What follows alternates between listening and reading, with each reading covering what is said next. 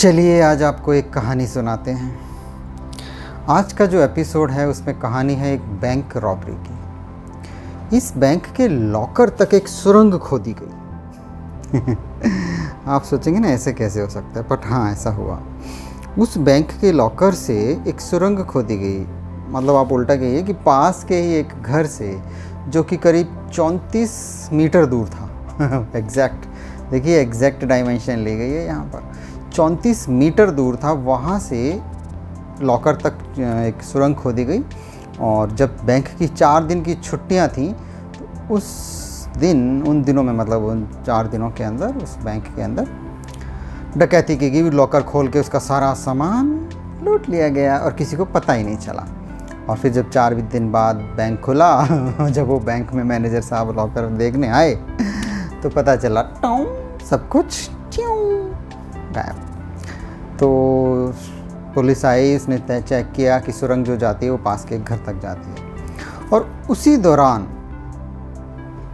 एक missing complaint दर्ज की गई थी। एक लड़की ने अपने पिताजी के मिसिंग होने की कंप्लेंट दर्ज कराई गई थी और वो घर निकला उसी आदमी का जो मिसिंग था।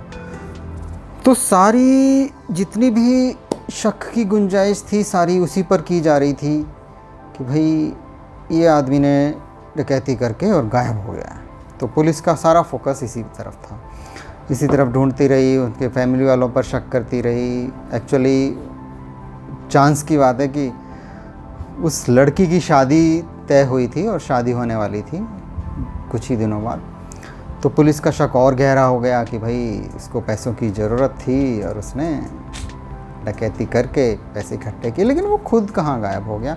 पुलिस को यही शक था। तो उनको ये भी यकीन था कि हाँ अब गायब हो गया, पैसे लेके चला गया होगा, बाद में कभी मिलेगा। लेकिन फिर भी उनको कोई पक्के सबूत नहीं मिल रहे थे कि हाँ उन्होंने डकैती करी है। खैर तहकीकात चलती रही। उन्होंने एक स्टेप जो था पुलिस का वो बड़े काम आया। उन्होंने आसपास के जितने भी ATM थे उनको थोड़ा स्कैनिंग पे लगाया और पता चला कि कुछ अकाउंट्स जिसमें अचानक से ज़्यादा ट्रांजैक्शन होने लगे थे। उन्होंने उनको ट्रैक किया। तो एक अकाउंट था जिसमें अक्सर 4-5 हज़ार रुपये हुआ करते थे, अचानक उसमें 2-3 लाख रुपए आ गए और उसके खर्चे भी बढ़ने लगे।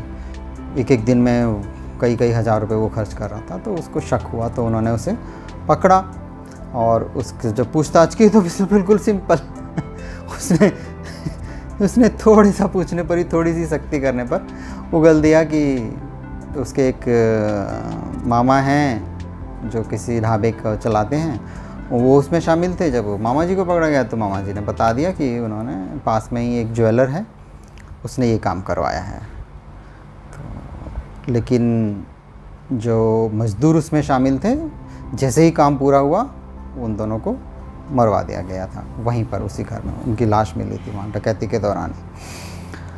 तो यूँ था, एक ज्वेलर ने एक घर किराए पर लिया, वहाँ से सुरंग खोदी और फिर उस बैंक डकैती को अंजाम दिया और पूरा शक गया उस मकान मालिक के ऊपर। अब यहाँ इससे सीख यही मिलती है कि जब आप घर किसी को किराए पे दें तो थोड़ा देखभाल करके दें, थोड़ा समझदारी से घर किराए पर दें कि वहाँ कौन रह रहा है, क्यों रह रहा है, उसका थोड़ा बैकग्राउंड जानने की कोशिश करें। और हुआ यूँ कि जब शुरू में उस ज्वेलर ने वो घर किराए पे लेने की कोशिश की तो मिस्टर रघुनाथ जो कि उस घर के मालिक थे उन्होंने मना कर दिया था। लेकिन जब उन्होंने ज़्यादा पैसे ऑफ़र किए तो उनको लालच आ गया, क्योंकि उनकी बेटी की शादी भी थी और उनके पास पैसे भी नहीं थे। तो उस लालच में आके उन्होंने वो घर किराए पे दे दिया। तो सबसे बड़ी गलती उनकी ये हो गई कि वो लालच में आ गए। दूसरा, उन मज़दूरों को एक लालच देके काम कराया गया कि अगर तुमने ये सुरंग खोद दी तो उनको माला माल कर दिया जाएगा।